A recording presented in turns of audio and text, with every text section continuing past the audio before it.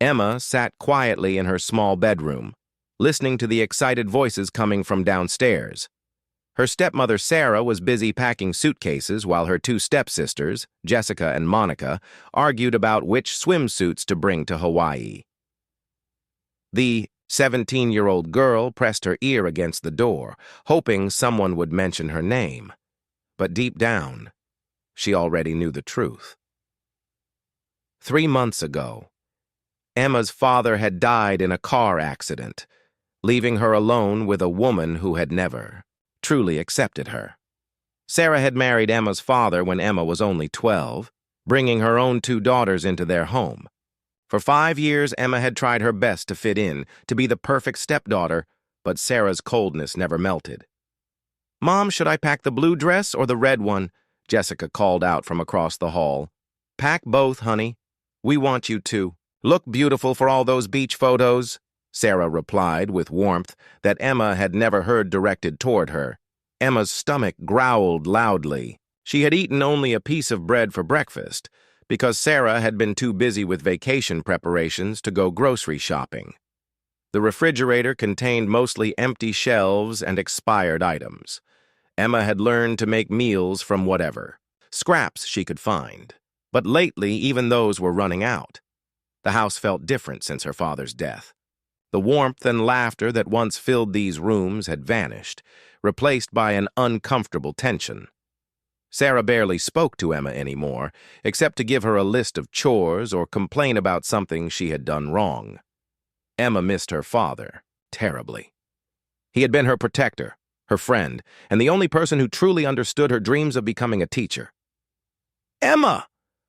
Sarah's sharp voice cut through her thoughts. "Come downstairs right now!" Emma quickly opened her door and hurried. Down the wooden stairs, her worn sneakers making soft sounds against the steps. She found Sarah standing in the living room, surrounded by expensive luggage and shopping bags filled with new clothes for the trip. "I need you to clean this entire house while we're gone," Sarah said without looking at Emma. "The floors need mopping, the bathrooms need scrubbing, and don't forget to dust everything. Mrs. Patterson from next door will check on you." Emma nodded quietly, even though her heart was breaking. She had hoped, even expected, that she would be included in this family vacation. After all, her father had left some money, and she knew Sarah had access to it. "When will you be back?" Emma asked softly. 2 weeks, Sarah replied coldly. "And I expect this house to be spotless when we return. No friends over, no loud music, and definitely no parties. Mrs. Patterson has my phone number if there are any." Problems. Jessica and Monica giggled as they dragged their heavy suitcases toward the front door. Both girls were close to Emma's age, but they had never treated her like a sister. Instead, they acted as if she were an unwelcome guest in her own home. "I wish we could stay longer," Monica said dreamily. 2 weeks in Hawaii sounds like paradise." "Maybe we can convince Mom to extend the trip," Jessica added with a smirk in Emma's direction. "It's not like anyone here will miss us." Emma felt tears forming in her eyes, but she refused to let them fall. She had learned long ago that crying in front of Sarah and her daughters only made things worse. Instead, she stood quietly and watched, as her family prepared to leave for a vacation she would never be part of. The taxi arrived exactly at noon, honking loudly in the driveway. Sarah did a final check of her purse, making sure she had her passport, credit cards, and plane tickets. She looked around the house one last time, her eyes briefly meeting Emma's. "Remember what I told you," Sarah said firmly. "Clean house, no visitors, and stay out of trouble. We'll be back in 2 weeks." Emma watched from the front window as her stepmother and stepsisters loaded their luggage into the yellow taxi. None of them looked back at the house or waved goodbye. The taxi pulled away slowly, leaving Emma completely alone for the first time in her life. The silence that followed was overwhelming. Emma walked through the empty house, touching furniture and looking at family photos that no longer included her father. She noticed that Sarah had already removed most of the pictures of Emma and her dad, replacing them with photos of just Sarah and her own daughters. In the kitchen, Emma opened the refrigerator and found it nearly empty. There was a half-empty carton of milk that smelled sour, some leftover pizza that had gone moldy, and a few eggs that were probably still good. The pantry wasn't much better, containing only some crackers, a can of soup, and a box of cereal. Emma realized that Sarah had spent all the grocery money on new clothes and accessories for their Hawaiian vacation. She had left Emma with barely enough food to last a few days, let alone 2 entire weeks. The teenager sat down at the kitchen table and finally allowed herself to cry. For the first time since her father's death, Emma felt truly abandoned. She was alone in a house that no longer felt like home, with no money, very little food, and no one who cared about her well-being. Sarah had made it clear that Emma was not part of their family, and now she had the actions to prove it. As the afternoon sun streamed through the kitchen window, Emma wiped away her tears and made a decision. She would not spend the next 2 weeks feeling sorry for herself. Instead, she would figure out how to survive and maybe even find a way to build a better future. Her father had always told her that she was strong and capable, and now it was time to prove him right. Emma looked around the quiet house and began to form a plan.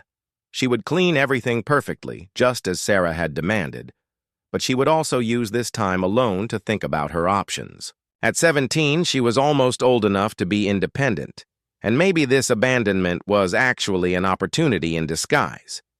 The first step was figuring out how to get enough food to survive the next 2 weeks. Emma counted the few dollars she had saved from babysitting jobs and realized it wouldn't be nearly enough. She would need to be creative and resourceful if she wanted to make it through this difficult time. The next morning, Emma woke up with an empty stomach and a determined heart. She had spent most of the night thinking about her situation and had come up with several ideas to help herself survive the next 2 weeks. The house felt eerily quiet, without the usual sounds of Jessica and Monica arguing or Sarah talking loudly on the phone. Emma started her day by making a list of everything she needed to do. First, she would clean the house as Sarah had demanded. Second, she would find a way to get food. Third, she would look for opportunities to earn some money. Her father had always taught her that hard work and creativity could solve most problems. She began cleaning the house room by room, starting with the kitchen. As she scrubbed the counters and mopped the floors, Emma discovered several forgotten items in the back of cabinets. There was an unopened jar of peanut butter, a bag of rice that was still good, and some canned vegetables that had been pushed behind other items. These discoveries gave her hope that she might find more food hidden around the house. While cleaning Sarah's bedroom, Emma found something that made her heart race. Hidden in the back of Sarah's jewelry box was a small stack of $20 key bills along with a note that read, "Emergency money, Emma's college fund." Emma's hands shook as she realized that this was money her father had saved specifically for her education, money that Sarah had hidden away and probably planned to use for herself. Emma carefully counted the bills and found $300. This was money that rightfully belonged to her, money her father had worked hard to save for her future. She felt a mix of anger and relief as she held the bills in her hands. Sarah had been lying about having no money for Emma's needs while hiding her college fund. After thinking carefully about what to do, Emma decided to take $50 from the stack. This would be enough to buy food for 2 weeks, and she felt justified in taking it since it was originally meant for her anyway. She left the rest of the money where she found it, not wanting to cause more problems when Sarah returned. Emma walked to the small grocery store in her neighborhood, feeling nervous about being out alone during school hours. She had called in sick that morning, knowing that she needed time to organize her situation before she could focus on her studies. The store owner, Mr. Chen, had known Emma since she was a little girl and greeted her warmly. "Emma, why aren't you in school today?" Mr. Chen asked with concern in his voice. "I'm not feeling well, Mr. Chen," Emma replied quietly. "My family is away on vacation, and I need to buy some food for myself." Mr. Chen studied Emma's face carefully and seemed to sense that something was wrong. He had noticed that Emma looked thinner than usual and that her clothes seemed too big for her small frame. "Are you taking care of yourself properly, child?" he asked gently. Emma felt tears forming in her eyes at his kind words. It had been so long since an adult had shown genuine concern for her well-being. She nodded quickly and began selecting items for her shopping basket, choosing simple foods that would last a long time and provide good nutrition. Mr. Chen helped Emma carry her groceries home and insisted on walking her to the door. As they stood on the front porch, he noticed that the house looked empty and quiet. "Emma, if you need anything while your family is away, you can call me," he said, handing her a business card with his phone number. "I have a daughter about your age, and I know how hard it can be for young people to manage on their own." After Mr. Chen left, Emma felt less alone than she had in months.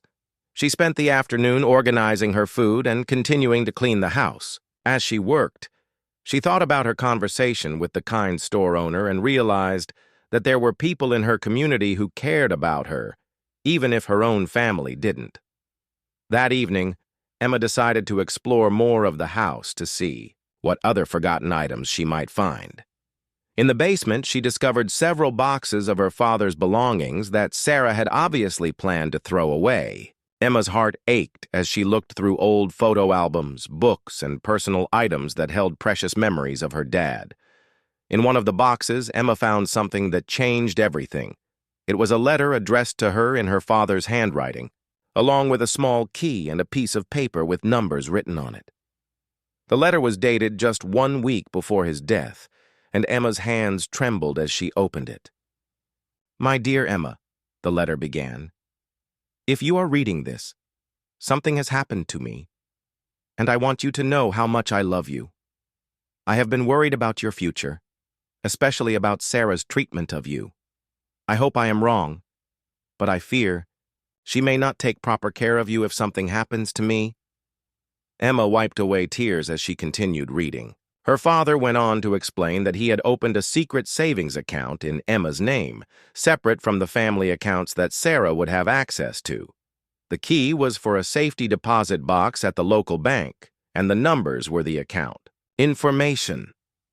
I have saved $12,000 for your future," the letter continued.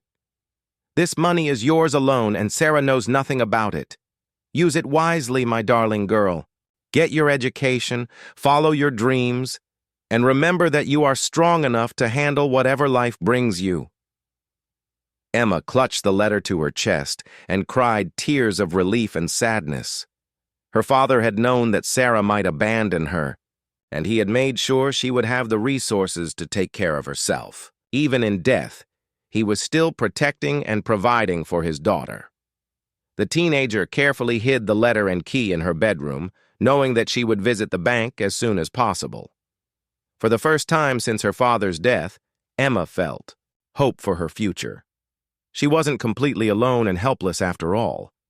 As she prepared a simple dinner with her new groceries, Emma began to see her current situation differently. Sarah's abandonment had been cruel and heartless, but it had also given Emma the opportunity to discover her father's final gift to her. She now had the means to change her life and pursue her dreams of independence and education. Emma spent that evening planning her next steps carefully.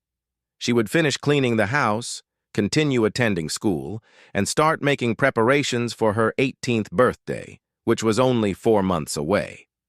Once she was legally an adult, she could access her father's savings account and begin building a life that Sarah could never control or destroy. 3 days after discovering her father's letter, Emma walked into First National Bank with nervous excitement. She had called ahead to make an appointment, explaining that she needed to access a safety deposit box left to her by her deceased father. The bank manager, Mrs. Williams, was a kind woman in her 50s who had known Emma's father professionally. "I'm so sorry for your loss, Emma," Mrs. Williams said, as she led Emma to a private office. "Your father was a good man who talked about you often. He was very proud of your academic achievements." Emma showed Mrs. Williams the key and the account information from her father's letter. After checking Emma's identification and verifying the account details, Mrs. Williams smiled warmly. "Your father set this up very carefully," she explained.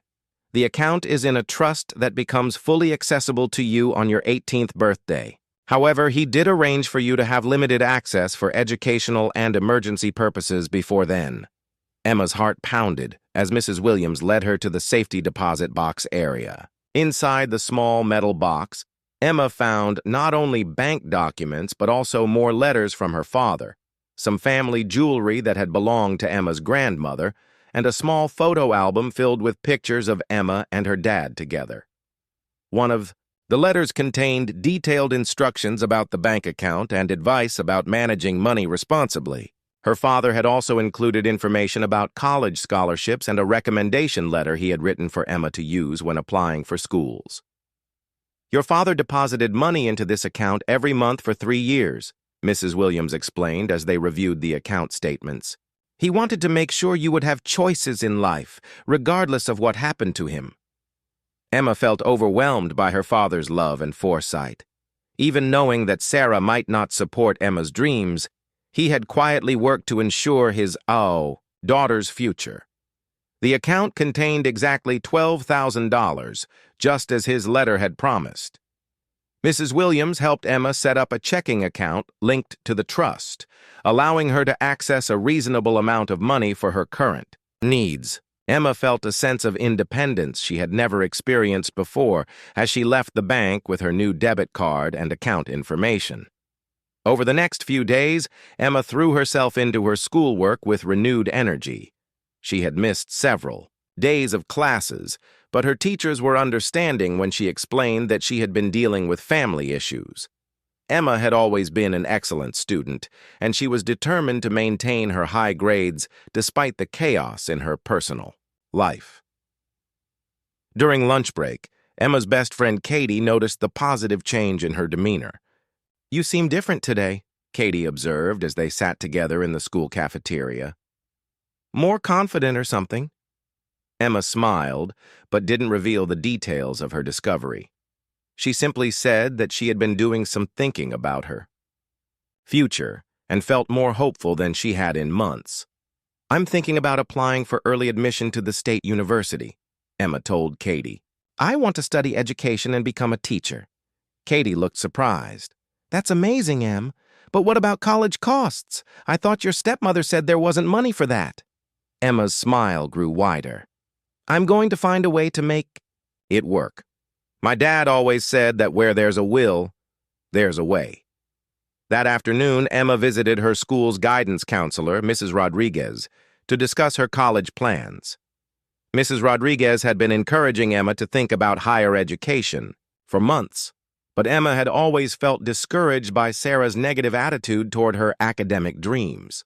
"Emma, your grades are excellent," Mrs. Rodriguez said as she reviewed Emma's transcript. "You have a real chance at academic scholarships, especially with your volunteer work at the elementary school and your essay writing skills." Together, they filled out preliminary applications for several universities and scholarship programs. Emma felt excited about possibilities that had seemed impossible just a week earlier. Her father's gift had given her more than money. It had given her hope and confidence in her own abilities. Meanwhile, Emma continued to maintain the house perfectly, just as Sarah had demanded. She scrubbed floors, cleaned bathrooms, dusted furniture, and even organized closets that hadn't been touched in years. The physical work helped her process her emotions and gave her time to think about her plans. During her cleaning, Emma continued to find small treasures that Sarah had overlooked or forgotten. In the attic, she discovered a box of her father's, books about education and teaching, along with his college diploma and teaching certificate. Emma hadn't known that her father had originally planned to be a teacher before going into business. These discoveries made Emma feel even more connected to her father and confirmed that her dream of becoming a teacher was the right path. She spent evenings reading his old textbooks and making notes about different teaching methods and educational philosophies. One week into Sarah's vacation, Mrs. Patterson from next door knocked on Emma's front door. The elderly neighbor had been checking on Emma as promised, but this visit seemed different. "Emma, dear, I wanted to talk to you about something," Mrs. Patterson said as Emma invited her in for tea. "I've been watching you these past few days, and I'm impressed by how responsible you've been." Emma served tea in her grandmother's china cups, wanting to show Mrs. Patterson that she was managing well on her own. "I have a proposition for you," Mrs. Patterson continued. "My arthritis has been bothering me lately, and I could use some help with housework and grocery shopping. Would you be interested in earning some money by helping me a few hours each day?" Emma's face lit up with excitement. The opportunity to earn money while helping a kind neighbor seemed perfect. They agreed on a fair hourly wage, and Emma began working for Mrs. Patterson that very afternoon. Mrs. Patterson's house was filled with interesting books, and she encouraged Emma to borrow any that caught her interest. The older woman was a retired librarian who loved discussing literature and education with Emma. Their daily conversations became a highlight of Emma's routine. "You remind me of myself at your age," Mrs. Patterson told Emma one afternoon as they organized her extensive book collection. "I also dreamed of becoming a teacher, and I want you to know that dreams are worth fighting for." As the first week of Sarah's absence came to an end, Emma felt stronger and more independent than ever. Before, she was eating regular meals, earning money through honest work, excelling in school, and making concrete plans for her future. Her father's love and planning had given her the foundation she needed to build a better life. Emma realized that Sarah's abandonment, while painful, had actually been a blessing in disguise. For the first time in years, she was living without constant criticism and negativity. She was discovering her own strength and capabilities, and she was beginning to believe that she could create the life she wanted regardless of what Sarah thought or did. During the second week of Sarah's Hawaiian vacation, Emma's life took another unexpected turn. She had settled into a comfortable routine of school, work with Mrs. Patterson, and maintaining the house. Her confidence was growing daily, and she felt more like her old self than she had since her father's death. On Wednesday morning, Emma received a phone call that would change everything. The caller identified herself as Ms. Jennifer Hayes from the State University Admissions Office. "Is this Emma Johnson?" the woman asked in a professional but warm voice. "Yes, this is Emma," she replied, her heart racing with nervousness. "Emma, I'm calling because we received your early admission application, and I have some exciting news. Based on your exceptional grades, your essay about wanting to become a teacher, and the recommendation letter from your late father, you've been accepted into our education program." Emma nearly dropped the phone in shock. She had only submitted the application a few days earlier and hadn't expected to hear back so quickly. "But that's not all," Ms. Hayes continued. "You've also been awarded a full academic scholarship that covers tuition, books, and room and board for 4 years. This is one of our most prestigious scholarships, and you should be very proud." Emma sat down heavily in the kitchen chair, tears streaming down her face. "Are you sure this is really happening?" "It's absolutely real, Emma. Your application, essay about overcoming family difficulties, and your dedication to helping children learn really impressed our review committee. We'd like you to visit the campus next week if possible." After hanging up the phone, Emma danced around the empty house with joy. She immediately called Mrs. Patterson to share the incredible news. "Oh, my dear girl," Mrs. Patterson exclaimed. "I'm so happy for you. Your father would be so proud. This is exactly what he would have wanted for you." That afternoon, Emma walked through town with a lightness in her step that she hadn't felt in months. She stopped by Mr. Chen's grocery store to thank him again for his kindness and to share her good news. "Emma, you look so happy today," Mr. Chen said with a smile. "What has brought such joy to your face?" "I got into college, Mr. Chen, with a full scholarship. Emma announced proudly. Mr. Chen's face beamed with happiness as he congratulated Emma. Your father would be very proud. I remember him talking about your dreams of becoming a teacher. He always said you had a special gift for helping others learn. As Emma walked home, she realized that her father's influence had reached far beyond what she had known. Mr. Chen's words made her understand that her father had talked about her dreams with many people in their community, spreading the word about his daughter's ambitions and character.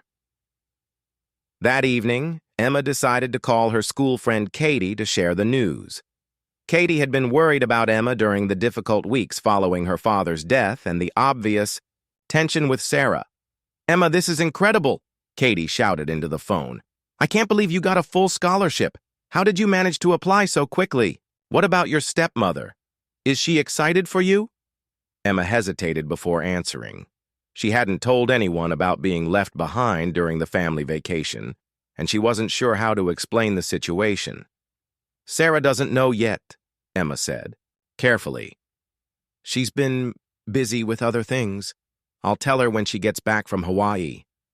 Katie seemed to sense that there was more to the story, but she didn't push for details. Instead, she focused on celebrating Emma's achievement and making plans to visit the university campus together. The next few days flew by as Emma prepared for her campus visit and continued her work with Mrs. Patterson. The older woman had become like a grandmother to Emma, offering advice and encouragement about college life and career planning. Emma, I want to give you something, Mrs. Patterson said one afternoon as they finished organizing her library. She handed Emma a beautiful leather journal with gold edges. This belonged to me when I was your age. I used it to write down my thoughts and dreams about becoming a librarian. I think you should use it to document your journey to becoming a teacher. Emma accepted the gift with gratitude and immediately began writing in it that evening. She wrote about her father's letters, her discovery of the bank account, her college acceptance, and her hopes for the future. Writing helped her process all the changes happening in her life. On Friday, Emma made her first solo trip to the university campus, taking a bus that traveled 2 hours through beautiful countryside. She had never traveled so far alone, but she felt confident and excited about the adventure. The campus was everything Emma had imagined and more. Beautiful brick buildings surrounded green lawns where students studied under large oak trees.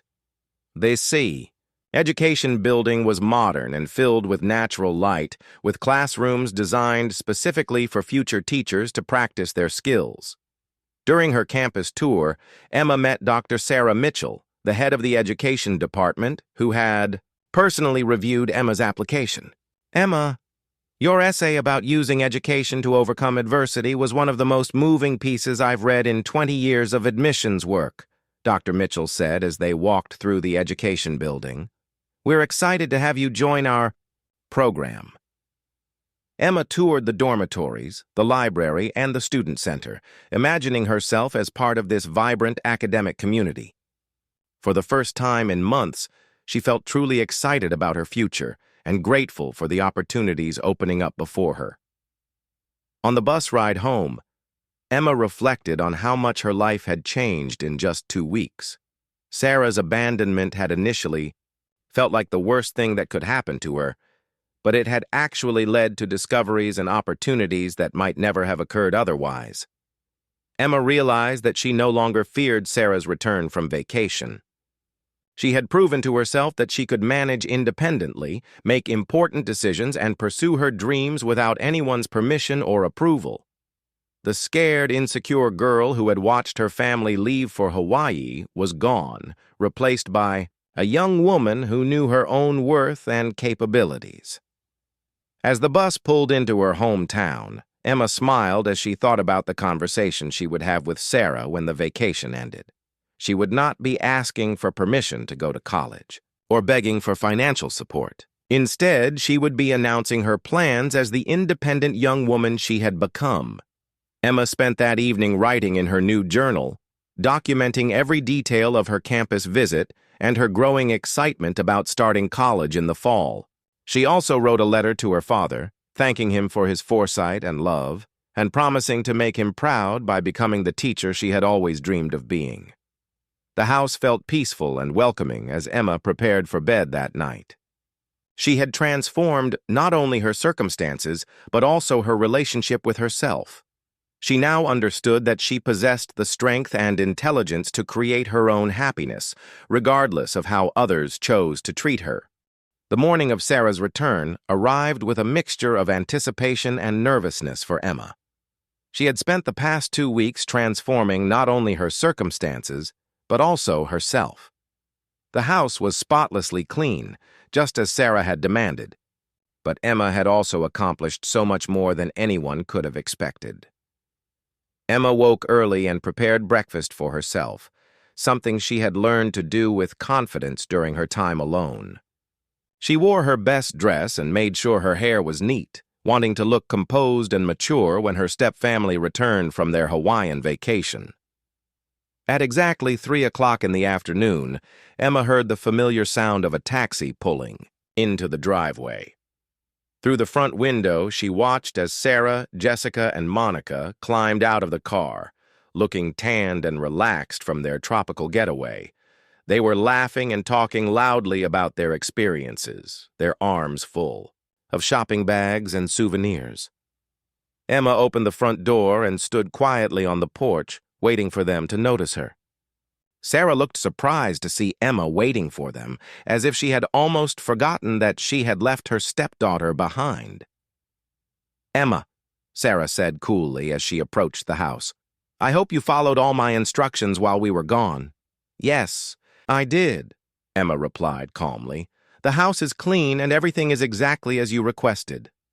Jessica and Monica rushed past Emma into the house, eager to unpack their vacation treasures and call their friends to share stories about their trip.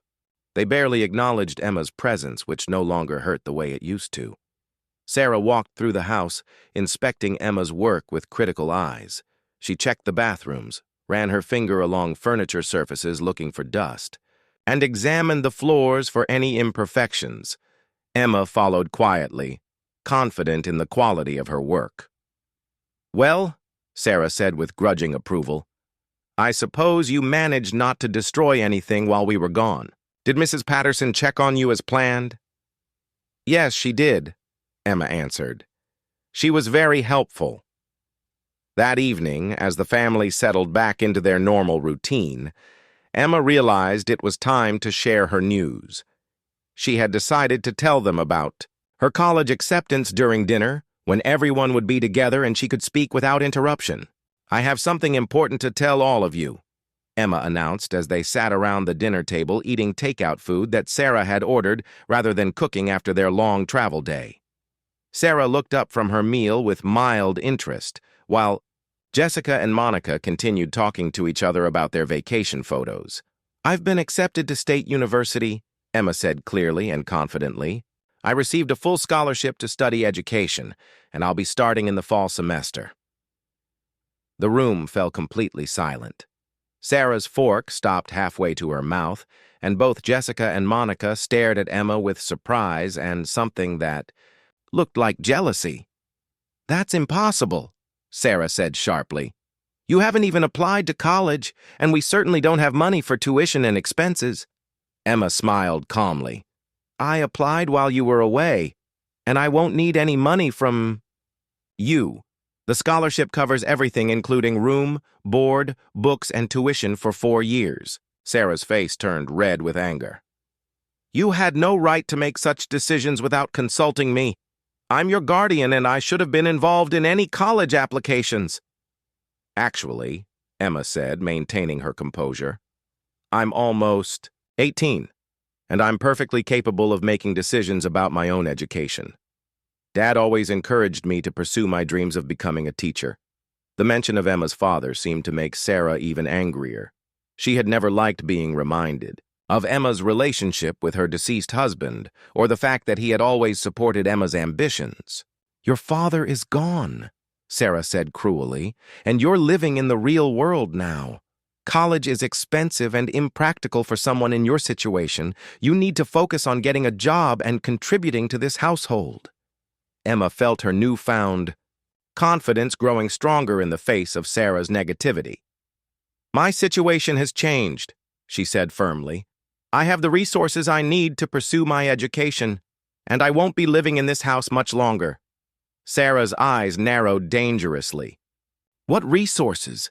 You don't have any money, and I certainly haven't given you permission to access any family funds." This was the moment Emma had been preparing for. She took a deep breath and spoke with quiet authority. "Dad left money specifically for my education," Emma revealed. "He set up a trust account that I can access, and he made sure I would have choices in life even if something happened to him." The color drained from Sarah's face as she realized the implications of Emma's words. She had assumed that all of Emma's father's money had been left to her as his widow, and she had been planning to use Emma's college fund for her own purposes. "That's impossible," Sarah whispered, but her voice lacked conviction. Emma could see that Sarah was beginning to understand that her stepdaughter was no longer the helpless, dependent girl she had tried to control and diminish. Jessica and Monica looked confused and concerned as they watched the tense exchange between their mother and Emma. They had never seen Emma speak so confidently or challenge Sarah's authority so directly. "I'll be moving to the university campus in August," Emma continued, "and I wanted to give you plenty of notice so you can make whatever arrangements you need to make." Sarah stood up abruptly from the table, her chair scraping loudly against the floor. "We'll see about that," she said angrily. "I'm going to call the bank first thing tomorrow morning and find out exactly what your father did with his money." Emma smiled serenely. "That's fine. I'm sure they'll be happy to explain the trust arrangement to you." That night, Emma lay in her bed listening to Sarah make angry phone calls and pace around her bedroom. She could hear muffled conversations and frustrated sighs through the thin walls. Emma felt peaceful and secure, knowing that her father's careful planning had protected her future from Sarah's greed and manipulation. The next morning, Sarah's demeanor had changed completely. She was quiet and subdued at breakfast, avoiding eye contact with Emma. It was clear that she had spoken with the bank and learned the truth about the trust account and Emma's legal right to access the funds. Emma ate her breakfast calmly and prepared for school, knowing that everything had changed in their household dynamic. She was no longer Sarah's victim or dependent. Instead, she was a young woman with her own resources, her own plans, and her own bright future ahead of her. 3 months later, on a beautiful August morning, Emma stood in the driveway with her suitcases and boxes, ready to begin her new life at State University. The transformation in both Emma and her circumstances had been remarkable to witness. After Sarah discovered the truth about Emma's trust fund, the atmosphere in the house had shifted dramatically. Sarah could no longer treat Emma as a powerless dependent, and Emma no longer felt obligated to seek approval for her choices. The relationship remained distant, but the daily conflicts and cruelty had ended. Mrs. Patterson arrived to drive Emma to the university, having volunteered to help with the transition. The kind, elderly woman had become like family to Emma during the difficult months following her father's death. She had provided not only employment and companionship, but also wisdom and encouragement that helped Emma believe in herself again. "Are you excited, dear?" Mrs. Patterson asked as they loaded Emma's belongings into her car. "More excited than I've ever been," Emma replied with a genuine smile. "I feel like I'm finally starting the life Dad always wanted me to have." As they prepared to leave, Sarah appeared in the doorway, looking uncomfortable and uncertain. The past few months had been humbling for her, as she realized that Emma was no longer under her control and that her cruel treatment had only strengthened Emma's determination to succeed independently. "Emma," Sarah called out hesitantly, I wanted to say something before you leave." Emma turned to face her stepmother, curious about what Sarah might want to say after months of awkward silence between them. "I know things have been difficult between us," Sarah continued, struggling to find the right words. Your father loved you very much, and he would be proud of what you've accomplished." It wasn't exactly an apology, but Emma recognized it as the closest thing to acknowledgement she was likely to receive from Sarah. Emma nodded politely, feeling no anger or resentment, only a sense of closure. "Thank you," Emma said simply. "I hope you and the girls will be happy." Jessica and Monica stood behind their mother, looking younger and less confident than Emma remembered. During the summer months, they had watched Emma prepare for college, with what seemed like envy and regret.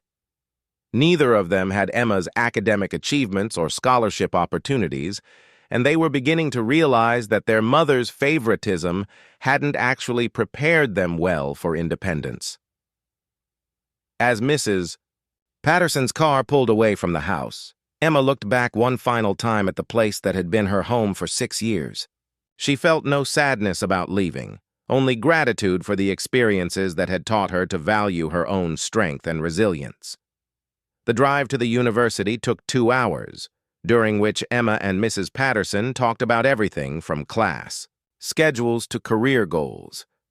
Mrs. Patterson shared stories about her own college experience decades earlier and offered practical advice about managing time and money as a student. "Remember, Emma," Mrs. Patterson said as they approached the campus, "you've already proven that you can overcome obstacles and take care of yourself. College will have its challenges, but you have all the tools you need to succeed." Emma's dormitory was a modern building overlooking the main campus quad. Her room was small but comfortable, with large windows that let in plenty of natural light. Her roommate, a girl named Amanda from a nearby town, helped Emma unpack and immediately made her feel welcome. "I can't believe you got a full scholarship," Amanda said admiringly as they organized their shared space. "You must be incredibly smart. I'm so nervous about keeping my grades up." Emma smiled, remembering how impossible college had seemed just a few months earlier. "If I can do it, anyone can," she said. "The most important thing is to never give up on yourself, even when other people don't believe in you." That evening, Emma attended her first college orientation meeting, where she met other education majors and learned about the program requirements. She felt a sense of belonging that she had never experienced before, surrounded by young people who shared her passion for teaching and learning. Dr. Mitchell, the department head who had been impressed by Emma's application essay, made a point of introducing herself again and checking on how Emma was settling in.